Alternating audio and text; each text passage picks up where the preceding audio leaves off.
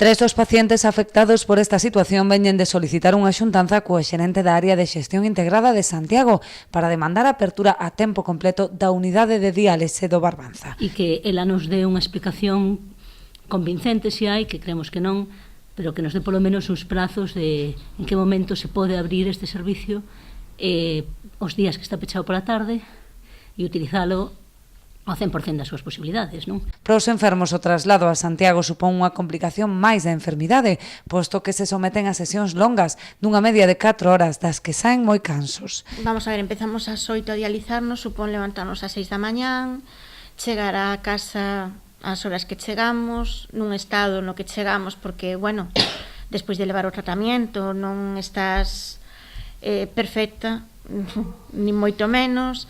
O irmán que témolo que levantar todos os días que vai á diálise ás 4:30 da mañán para lavalo, asealo e darlle un pouco de comer e cada vez que sale ás 6 menos cuarto que ven a ambulancia a buscalo e ele sale chorando.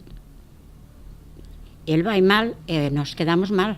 Unha situación similar padeceu o pai de Dolores, que durante case un ano tivo que dializarse en Santiago.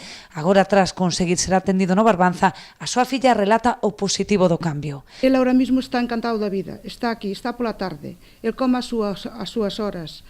El, cando viña, para dormir tiñamos que dar pastillas para dormir, tuvemos que sacarchas que ahora dorme tranquilamente, sabe que el vai tranquilo, que ven tranquilo, que non ten que agobiarse para levantarse ás 5 da mañán, para ir nunha ambulancia, para vomitar na ambulancia, para vir feito, bueno, o último, e chegar á casa a meter na cama sin comer desde as 5 da mañán, eran as 5 da tarde sin comer e todo isto.